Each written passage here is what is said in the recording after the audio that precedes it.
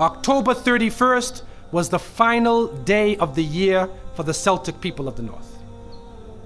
And that day was called the Day of Samhain.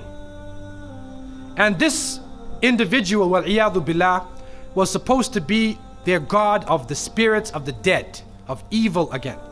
And according to their belief, the evil spirits would rise to the surface and would terrorize people on that evening.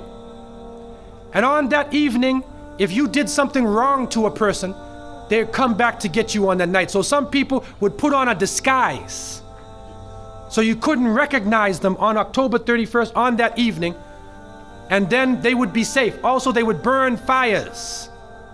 Now the only thing we find left of that is the jack-o'-lantern that they would put inside of their window, made from the pumpkin. What actually happened in Europe is that the church moved All Saints' Day, a day for the saints.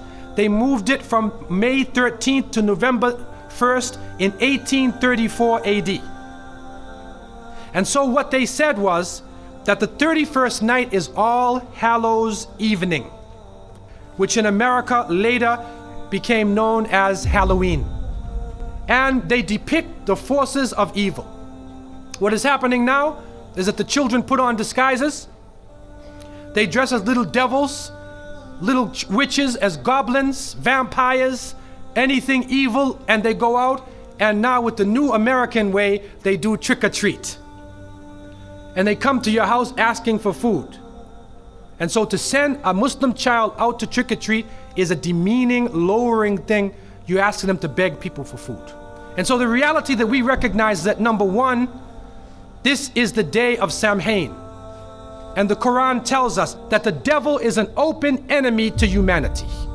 There is no compromise with the devil. And so we don't play around and disguise ourselves as little devils, little shayateen, because it is an open enemy to the people of monotheism. And so from so many angles, Muslims should have nothing to do with Halloween.